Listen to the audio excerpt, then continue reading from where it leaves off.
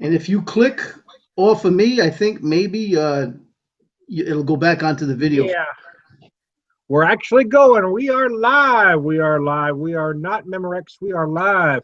Hey, and you got to be my age to understand what I just said.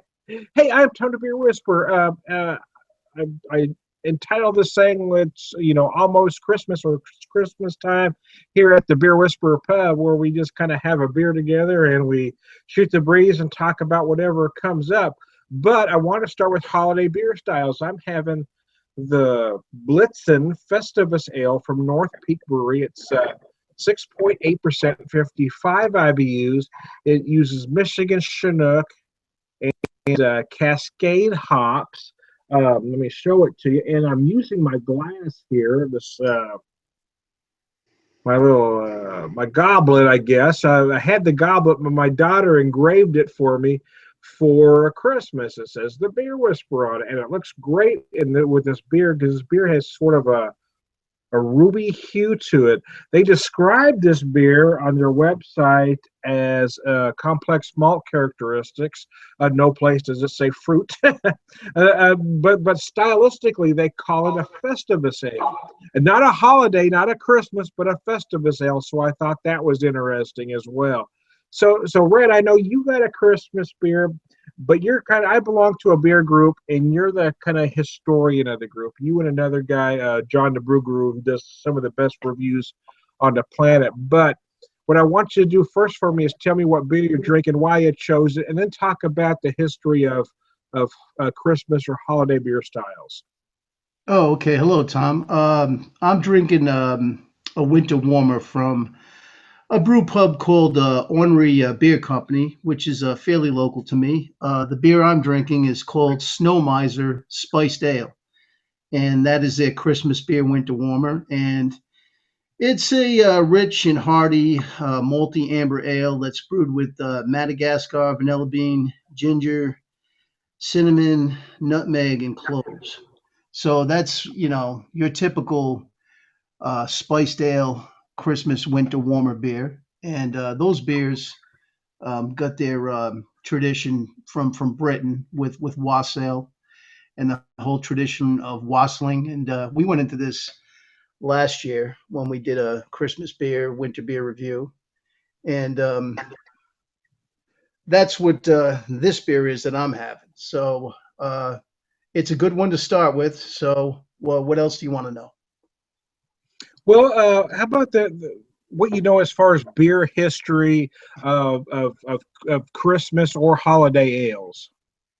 Well, as we stated before, and we stated in last year's video for Honest Craft Beer Reviews, a number of different nations over the course of the centuries have developed these Christmas traditions where Christmas beers, winter warmers come out this time of year.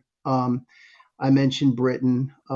We could do a whole segment on Belgium and all the different Christmas beers that are available in Belgium. We also touched on Germany, that has the Weihnachts beer, which is the Christmas Bock beer. It's a double Bock. It's a winter Bock, around 7 to 8% alcohol by volume. So the Germans have a very long tradition with Christmas beers. We touched on this last year as well.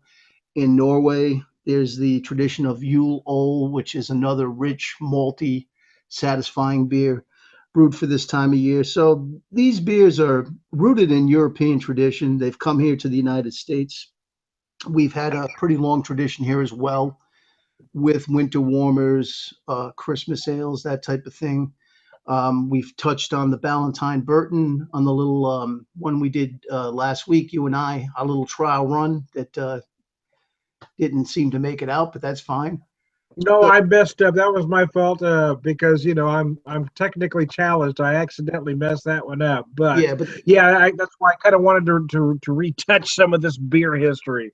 we went into the history of the Ballantine Burton Ale that was a Christmas beer that was brewed in Newark, New Jersey, was never sold to the public, was given as gifts to friends of the brewery. They brewed it every year on May 12th, and it was released Christmas time, and that was a old ale barley wine. But what made it very unique was the fact that it was highly hopped. So it had about 63 international bitterness units in it, which at the time was unheard of. So it was a very strong, very malty, very hoppy winter warmer.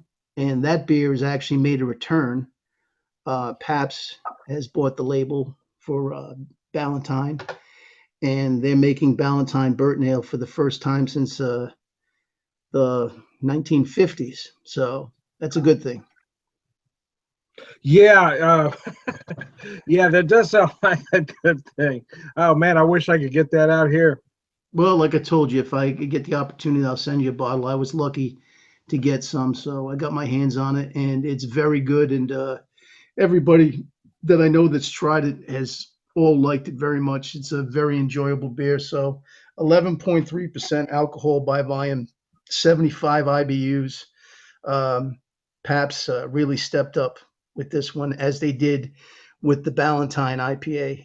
They're really bringing back some of the old brewing tradition from pre-prohibition and right after prohibition. There's been some great beers in this country.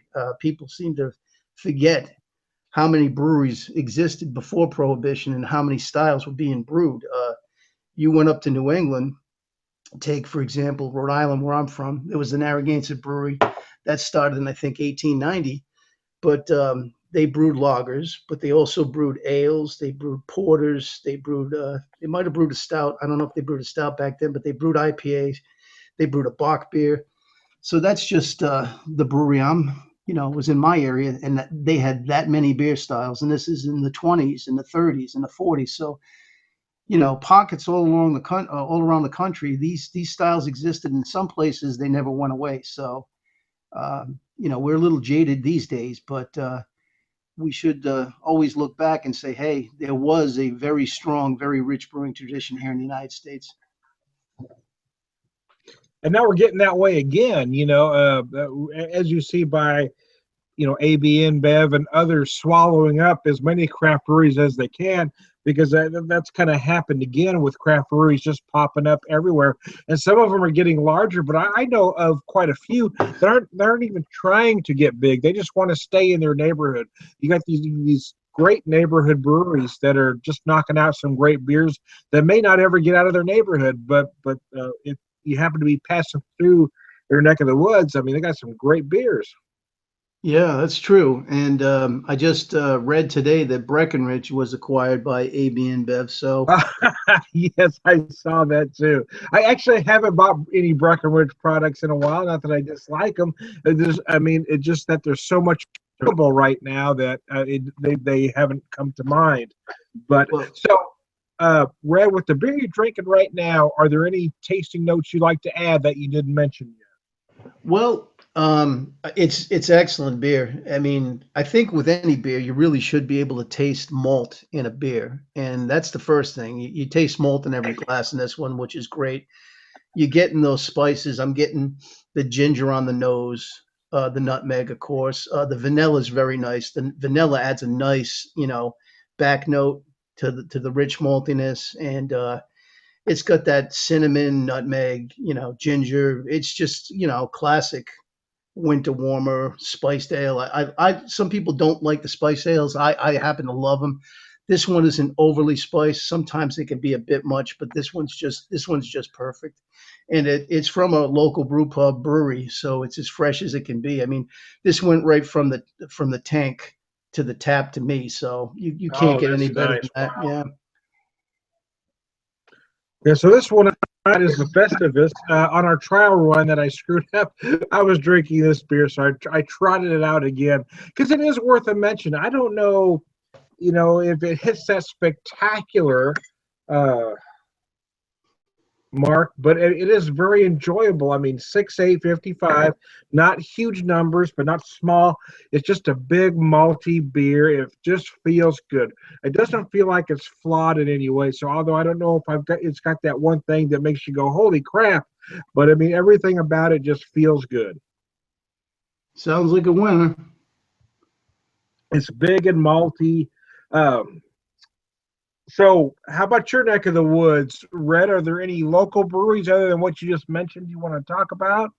Oh, well, we're very fortunate in the DC metro area. We have a number of really, really excellent breweries in Northern Virginia, but the Richmond, Virginia area is just as good. And out there towards the Virginia Beach area, Williamsburg, they have just a ton of great breweries there. Then Washington, D.C. itself, which used to be pretty much a beer wasteland, has become a very, very good place. It's become a really a beer destination. There's a ton of breweries in the district itself now. Then Maryland has its fair share of great breweries. And then we can tap into Pennsylvania as well. And, the good thing about being in the mid Atlantic, the DC metro area, is you have a number of markets just within a day's reach where you can hit a ton of breweries. So we have mega, mega choices here. Plus, we get tons of imports. We get all the national beer brands. If we can't get them here in Northern Virginia, we can get them in Maryland. We can get them in DC. We can go to Pennsylvania. We can find them. So this is a great time of year, especially if you like the Christmas beers, winter warmers, holiday beers, which I do. I try to buy as many as I can. I've gone out on a couple beer runs, and I've got you name it, Anchor Special Ale, Sierra Nevada Celebration, all the local ones. So yeah, I'm just I'm knocking them off one by one. So I've got three local. I mean, I've got others that I consider local, but I've got three that are actually local to me. White River Brewery, their head brewer up there does almost everything with kind of a Belgian flair. Even when he's not doing Belgian styles, he just loves that style. So everything is a little bit different. Springfield Brewing Company originally started out just doing kind of basic, I won't say session ales, but just kind of easier drinking beers, and they've really evolved into something else. And then I have Mothers that does just a lot of different things, and they're really getting to that over the top, that just way out of the box beer, and they're doing some great stuff. But I'm not saying I'm well known because I'm not, but I'm a rather loud and obnoxious guy, and folks tend to know me in my neck of the woods. So usually, if I go to Mother's or if I go to White River, or I go to Springfield Brewing Company, or even if I travel 2 hours and go to Piney River, I run into somebody that knows me, and because of that, I have folks that will want to buy me a beer. Now, I grew up in the bar scene. My dad had beer bars when I was just a baby. But I mean, I spent a lot of my life in American Legion because that's where he went back then. And I learned bar etiquette, which I think a lot of folks don't know these days. But anyway, it's just rude to turn down a beer. Somebody offers to buy you a beer, you're just generous. You say thank you because it's very nice of them to acknowledge you and buy you a beer. But my question to you is, it becomes a greater thing if you're doing the YouTube thing. I don't consider myself a beer reviewer, although some see me that way. I look at what I do as more commentary. I call my segments Drinking with the Beer Whisperer, not beer reviews, for a reason, because I don't really I do some tasting notes, but I mostly just talk about how it makes me feel. But there are some great beer reviewers out there, like uh, uh, John Sterdumsky, the Brew Guru. He's one of my personal favorites. And there's a few others that I will watch and listen to or read. But I know a lot of these guys get on board not because they have a love for craft beer, because they think at some point they're going to get free beer. And I'm not going to pretend you and I have never had this conversation, because we've had this conversation at length. But because I ruined the last video, I want you to talk a little bit about that. Well, my father never owned bars, but he certainly spent enough time in them. So that's uh, I know that for I think sure. it was. I think your dad, and my dad, were probably similar generation. Well, yeah, my father, he's a construction worker, so he grew up, pretty hard, and was used to going to bars. And what you say is true. There is an etiquette in a bar room. If you spent any time in a bar in the Northeast where I grew up, there's a bar in every corner. There's etiquette there. If someone buys you around, you buy them another round. Or if you're at the bar and the And bartender you acknowledge the buy and you thank them. yeah, okay. And you know, a lot of bars, the culture is every third beer, you get a knock on the bar, and the bartender says, "This is on me." So if you spend enough time in a bar and the bartender knocks, you know, he gives you, you know, every third one the knock. I mean, I've had times when they usually put a shot glass next to you so you know you've got that comment. Yeah. You could go into a bar room and spend quite a bit of time, and then you'll have 7, 8 shot glasses lined up next to you because you know these are all rounds on the bartender. So that's the etiquette too, is when you go into a bar and you buy the bar around, everyone gets one, then it's expected, or it's not expected, but you know, if you're with a group of people, and the next person gets the next round and the next round and the next round.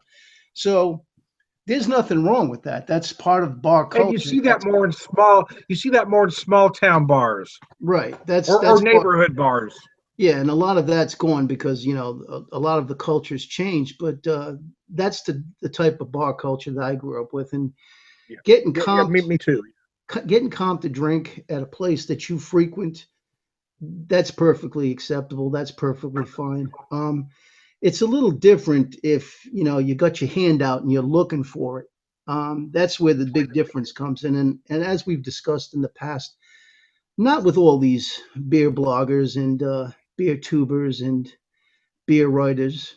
Not all of them go in there with their hand out looking for something, but in a lot of cases they do. And I think that's problematic because when you do that with a brew pub and a brewery, and when you're doing these reviews, and the person that's making the beer sends it to you for quote unquote free, they're not doing that for no reason. They're doing that because they expect something in return.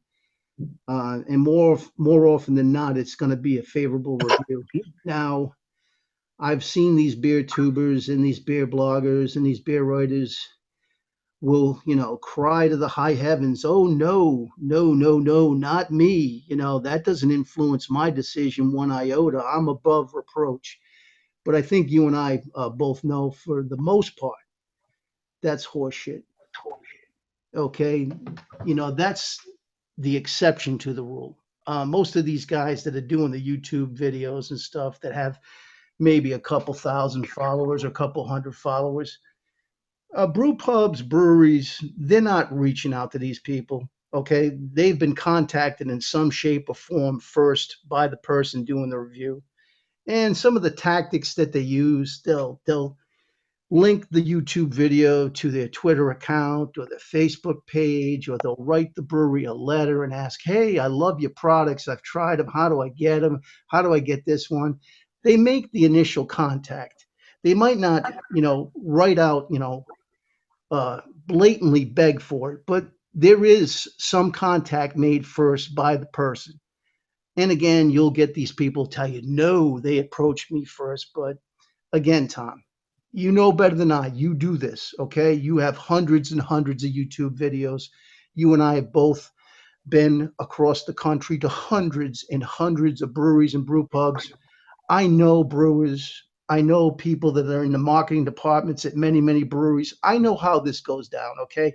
You can't bullshit me. You can't bullshit you. But hey, that's what it is. It is what it is. But don't pretend it isn't what it is. That's all I'm saying. Well, yeah, and that's exactly the point. Is I've talked to enough people, I've talked to enough brewers and brewery owners to know that they're not just randomly searching, YouTube accounts. You have to send them some kind of contact, be it email or something. And I think a lot of these folks hide it within, well, maybe they didn't ask directly for the beer. Maybe they, like you alluded to earlier, maybe they just said, "Hey, I really like your product, but here's my address." I mean, it's kind of that wink and a nod moment. But if, here's the thing: I don't do that, and I don't agree with folks who do. But if you're going to, at least admit it. You know what I mean? At least say, "Hey, I contacted such and such. Uh, I asked them for the product. They sent it to me. Here it is. I'm giving you an honest review. Now, I don't know if you can do an honest review at that point because your integrity is already in question. But if you're lying to me about even doing that in the first place, your integrity is really in question. Well, yeah, and I've heard people say this, the ones that are on the receiving end and have their hands out and claim that the brewery sent these beers just out of the goodness of their heart and just on a whim. They wanted them to say, "Hey, I've got these beers here, and do you want to review them? If you do, I'll send them to you." Who's supposed to believe that? But in that situation, in that scenario, the person actually said, "Well, I'm not going to give it a bad review because the beer is so world class and it's so great. What do you think I'm going to do? Of course, I'm going to talk good about it." Well, then what's the point of the review if you're going to talk good about it? You're just a mouthpiece for the brewery. All that is a cheap form of advertising for the brewery. You could be bought and paid for by what? A $12 bottle of beer? But the brewery, they're not stupid. They're doing that for a reason. Word of mouth, uh, you know, marketing, word of mouth advertising. They see social media, Facebook, YouTube, Twitter, is just another vehicle for them to sell their product. So if they can pay some jerk off, I don't know, $50 worth of beer, and that person can get, say, 10 people to buy it, then that was a good investment for the brewery to do that. So that's what's going on. Don't, lie to me and tell me that, you're beyond reproach and that your reviews are nothing but, on the up and up and you're not influenced, when the fact of the matter is you're a mouthpiece for the brewery. In some of your videos, whoever these people are, they basically tell you that. Well, there's that old adage too. I mean, nothing is for free. So, I mean, if you're getting free beer, if they're sending some free beer out, at some point somebody is going to be paying for that. So I don't know. Again, Well, I'll everybody tell you has who's to answer. paying for it. Everybody has to answer their own conscience. For me, I just don't do it. I don't ask for it. I'm not gonna. I don't take part in that. But again, it's everybody has to answer their own conscience. Well, I'll tell you who's paying for it, Tom. You're paying for it. I'm paying for it. John's paying for it. Scott White's paying for it. Dale Roberts is paying for it. Chuck Triplett's paying for it. Everybody who actually goes out and buys the beer is paying for it because breweries now have it in their budget that they have to have so much money set aside to market to social media because they've got the people, the beer bloggers, the beer tubers, the beer writers that they know they're going to have to give product to for nothing. So we're paying for it. Ultimately, you and I are paying for it. But that's fine with me because want to know why? I enjoy the beers that I drink. I have the money to pay for it. I'm glad to support my breweries with money, with real dollars. That's who's keeping breweries afloat.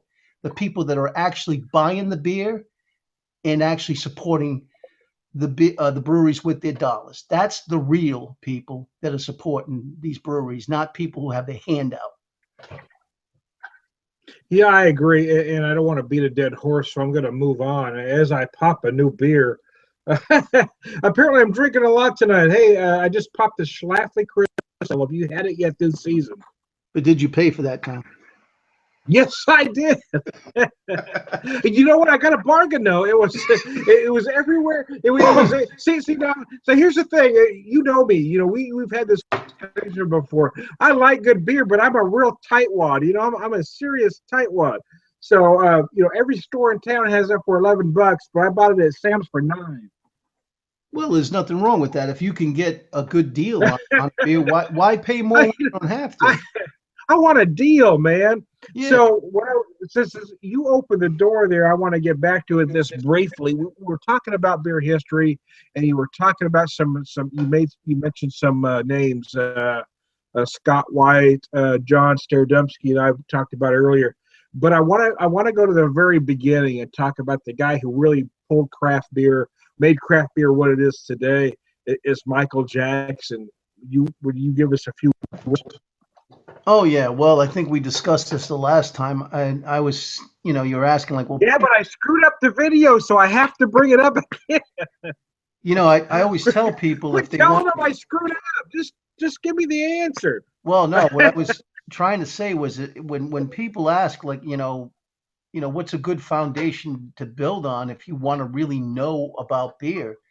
And I always tell people, buy Michael Jackson's book on at least the World Guide to Beer and the Beer Companion, and then expand from there because Jackson passed about 8 years ago, so he's gone. But for people who don't know who he was, he was a British beer writer, and he really was in a league of his own when it came to the subject about beer. And if you read Jackson's books, you'll get to understand the history of beer, the folklore, the science, the culture, beer style. Jackson's the first guy that really broke beers down into styles, and you'll really learn about what beer style is, and how to accurately judge a beer according to style. And his books are timeless. I mean, the information there is just so valuable. And he was a great guy, great writer. I can't say enough good things about him. I mean, he basically, the reason we're enjoying much of the beer culture we are today is because of the work that he did in the 70s, 80s, and 90s and 2000s up until his death. He was just that important to beer culture, not just here, but around the world. Does it make your head hurt that so many younger beer drinkers, or even some older ones in some cases, just don't get it? They don't understand the style. They want to lump all beer. I've seen some beer reviewers lump all beer together as if it was one. I mean, they're looking at the, they're looking at a Hellas Lager the same way they look at an IPA. Does that kind of stuff make your head hurt? Well, I think a lot of it has to do with the fact that they didn't get that foundation, and I don't know what they're going from. If they're going just from YouTube videos and what they've learned on some beer blogs, I think again they need to actually get some beer books and start reading some of the beer books. Uh, you know, I know a lot of them used to go into the whole thing of doing a beer review and not even knowing what the style is and just saying, "Oh, I don't like this." Well, Yeah, that makes me crazy. That just uh, makes me nuts. Yeah, I think part of it's my OCD. I'm a little bit. I have Tourette's. I'm a little bit OCD, but you have to. For me, a lot of tradition is important. So when you erase that tradition, like all beer is just lumped into one category, it makes me crazy. well, you can dislike a beer style and you can dislike a beer, but if a review is going to be useful to me, I want to know why you disliked it. I mean, don't drink That's don't yeah. don't drink a double bock and tell me you don't like it because it's sweet. Now that's actually happened, and I won't mention who the beer tuber was, but early on in his beer tubing career, there was a person that actually said he did not like a double bock because double it was sweet. And I said to myself, well, don't you understand that double bocks is supposed to be malty and sweet? But it fell on deaf ears. That person's actually gotten a lot better, but still pretty much a hack in my opinion. But And you then you hear the get same the thing about loggers. People say I don't like loggers. Like all loggers are exactly the same. yeah. That's the one that really makes my head hurt. All Well, loggers are the same. it's a lack of understanding of beer style. But then you can have some of these beer reviewers go to the other extreme and you know get a copy of the BJCP, which is a very useful tool and a very useful, and it'll help you understand beer style. But they'll take the BJCP and tout that like it's the Bible. And if the BJCP says this style should have this in it, and if it doesn't have it, then the person's saying, oh well, it's not a good beer or whatever. But so that's the opposite end of the extreme. You got people that absolutely have no clue of what style is, and then you have other ones that are parroting the BJCP. So your mileage So what will we've vary. discovered is not enough knowledge is a problem, and not understanding the knowledge you have on hand is the problem. Well, yeah. Well, given some people too much is it could be a dangerous thing as well. But all at the end of the day, look, it's beer we're talking about here. It's something you should drink and enjoy, and if you want to learn about it, great. If you don't, you don't. So it is what it is. And, you're right. It doesn't have to be rocket science, or it even shouldn't be rocket science. But for folks like us that drink craft beer, and for a lot of folks that have been doing it for a very long time, Some of us it's a as different long as process. 1996, Tom. 96. Yeah, there's some of us have actually been doing it as long as 1996. Can you imagine that? Let's say 96, 1996. Wow, wow. No, I was well into it at 96, but I think you get my I point. was 31 in 96. So if you're going to make the assumption that I never drank beer illegally, I've got 10 years on top. No, I actually started as a teenager in probably 80, 83, 84. But, I went into the service in the There mid you go. 80s. And then that's what really opened my eyes up was when I went overseas and I was in, Asia and, drank a lot of different beers over there and then came back. And my thing was always, I never liked drinking the same thing. I always wanted to try something different. So when there wasn't a lot of craft beers around, I was killing the imports. I was killing anything that I could find that was a local brand. And, I built on it from there. So I want to ask you, we brought up a couple names earlier. Are there any other beer reviewers you want to mention that you find credible, other than we've talked about Michael Jackson, obviously, but for folks that want to learn about beer and beer styles or look at specific beer reviews, uh, who are guys that you recommend? I would recommend Konrad Seidel, who is an Austrian beer writer. He's also a professional journalist. He works for a newspaper publication in Austria. I met him once back in the early 1990s. John met him as well. They call him, the Germanic Michael Jackson. He's on par with Jackson. Okay, gotcha. Um, Pete Brown, who is So, a so British beer are there writer. any books? I want to stop you for a second. Are there any books by him you'd recommend? Any specific books? Well, I'm not looking at too many books by Seidel. Seidel goes and does YouTube videos, and he Gotcha. Okay, had so a we're blog as well. If you want to read a good book on beer or a number of good books on beer, there's a British beer writer named Pete Brown. He Pete Brown. wrote I've read a some Pete book. Brown actually. Yeah, he wrote a book called Hops and Glory. Hops and Glory, right? If you want to know the history of India Pale Ale, I would highly recommend that book Yeah, because I've read Hops and Glory. Yeah. yeah, he did a meticulous research of the style, and he actually went around the world and took the voyage that the beer used to go to India from Britain. So that's a great story. He's got a number of books. Roger Prost is another great British beer writer. Martin Cornell is another one. He's another British guy. It seems like all the great beer writers are British for some reason. There's a number of good stuff. You just have to, kind of Google it and look for it. But again, if you start with Jackson, you cannot go wrong. And like I said, if you want to know about the history, the science, the culture, the process, it's all there. So So I personally love this season for beer because I find when I get to the spring, I am kind of looking forward to the lighter beers. But every time I get into fall and winter, I just love these big malty masterpieces. Like you mentioned earlier, you talked about the Burton Ale, and then it seems like this time of year, a whole lot of big imperial stout, a lot of barrel aged stuff. So how do you feel about barrel aging? I'm a big fan of barrel aging. I think it's a great thing, and I think these bigger beer styles, especially Imperial Stout, lend themselves particularly well to barrel aging. All the great things that you get in a stout seem to be complemented by what the barrel brings to it, with the notes of vanilla and the peppery alcohol and that kind of stuff. So I like all the different types of barrel aging. I think it just brings another dimension to a beer and just makes a beer that much more complex and satisfying. So yeah, barrel aging to me is a good thing. I know sours has become another big thing. Most Yeah. breweries now, they all have a barrel aging program. They all have a sour program.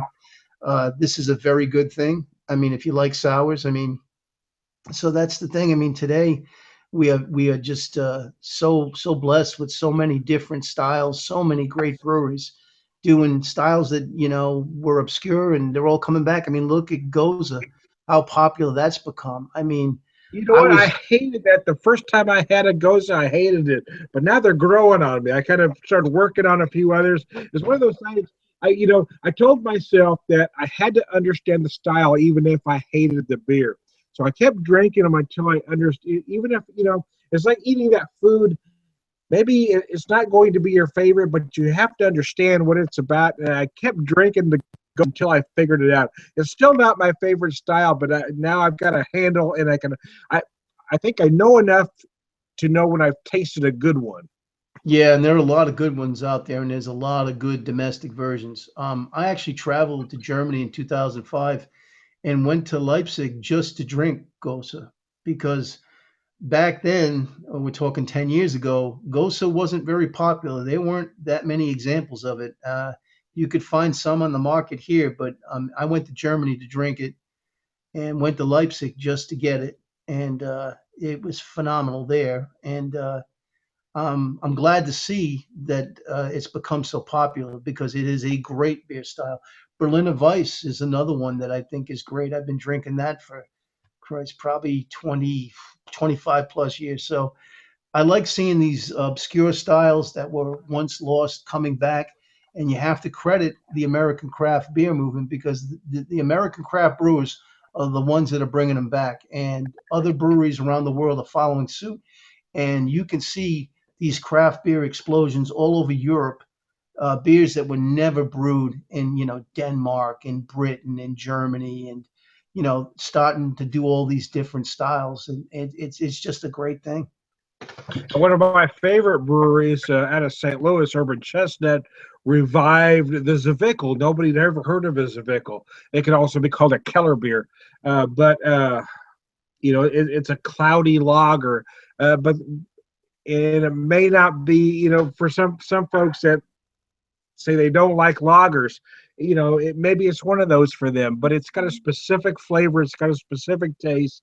It's very clean, it's very crisp, it's just a perfect summer beer, and it's a perfect German style. And I love that a brewery like that had enough, foresight and intestinal fortitude to bring back a style nobody had heard of. Yeah, I actually had Keller beer when I was over in Germany. I was in Bamberg and actually had it over there. Some of the classic German versions. One of my Mm-hmm. locals that actually went away. Well, actually, they moved. They're in Delaware now. It's called Old Dominion.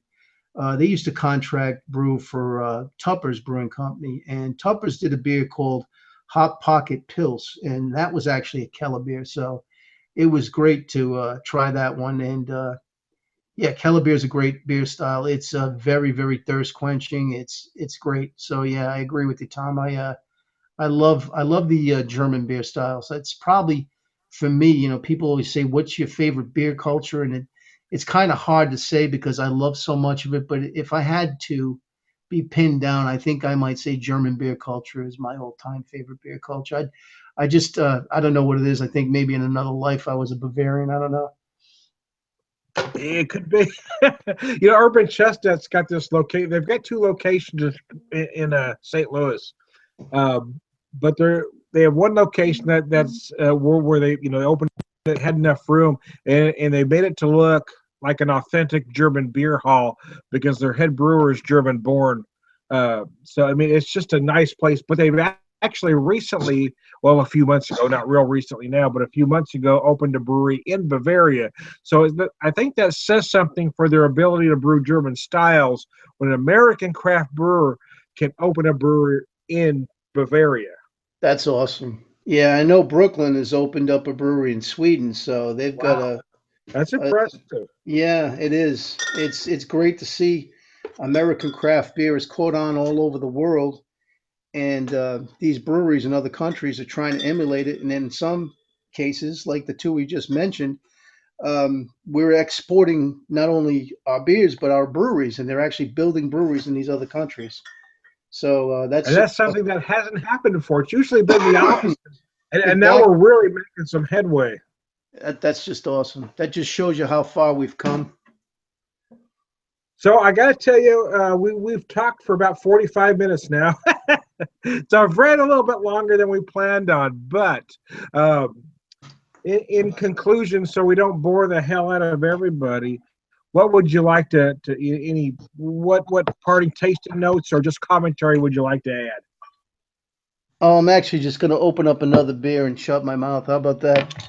Now, it's just nice talking to you. I just cracked a Sam Adams Holiday Porter, so I'll just drink that, and that'll be it. It was good talking about, the beer. Well, And my parting shot. I wasn't going to go there till you just brought it up, but now I'm going to because we both have a beer friend, Scott White, that is the biggest Sam Adams junkie in the world.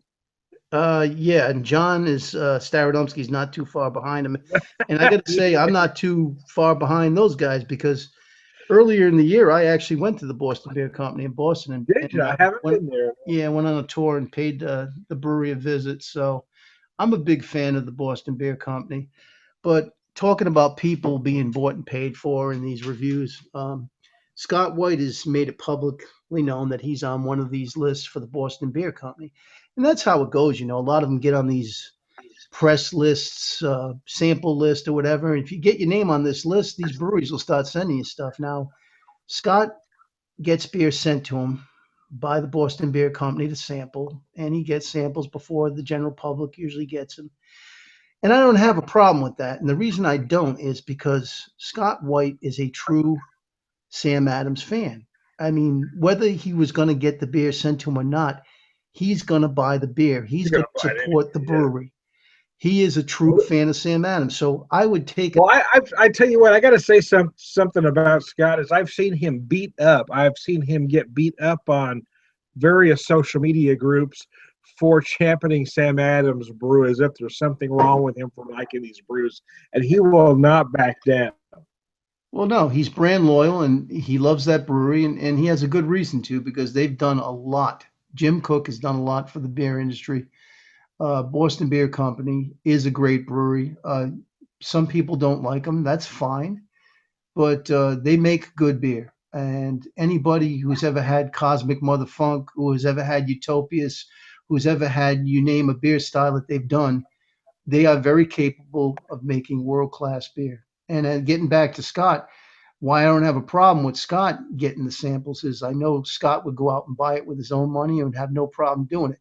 That cannot be said for a lot of these people that want to have their refrigerator full of samples.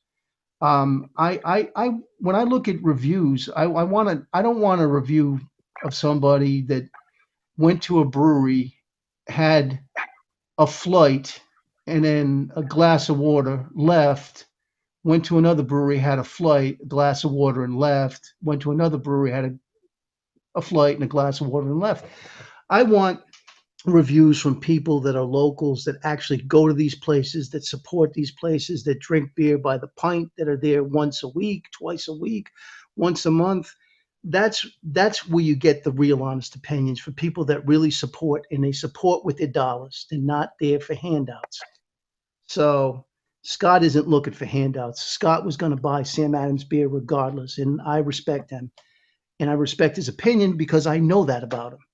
That can't be said for a lot of these quote unquote beer experts, beer tubers, beer bloggers.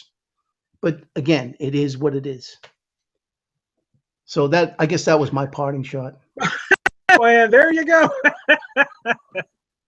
It was good And for talking to my you, nice Tom. magical number. So anyway, I want for this episode of who knows what the hell's going to happen, or it's almost Well, this is Christmas here at the Whisper Pub. yeah, it's My not an my episode. special guest was the Red Rooster. I want to do an episode with John. I need to get John on here because Don't Tom. he is without a doubt my favorite beer reviewer or a blogger, I guess, or I don't know. Doesn't do the YouTube thing a lot, but his written reviews are better than everybody's. So Don't call it an episode, Tom. This was just me and you like we were chatting in our local bar, okay? This is just a session is what it was. there you go. That's better. I like that better than I said episode. Session is better. Yeah. So, but then you start, you know, Then are we getting into that whole session beer thing? Can you have a beer session without a session beer? Oh, of course you can. Are we going to irritate? See, now we're getting into semantics. Right, right. Anyway, well, that'll be a next session, Tom. Okay. Hey, we're here at the Beer Whisperer Pub. Sitting with me on the opposite stool was a Red Rooster, and we will talk about anything. And I think the reason I do this is because this is what happens in a pub, right, Red? Because sometimes you start talking about something, it goes on to something else. That's what a pub conversation is. And I think with a lot of the way newer pubs are, I think that's getting lost. Are you feeling the same way? Oh my God, I was at a bar the other day and everybody was sitting at the bar and my friend Eric was with me. We were at Gordon Biersch, okay?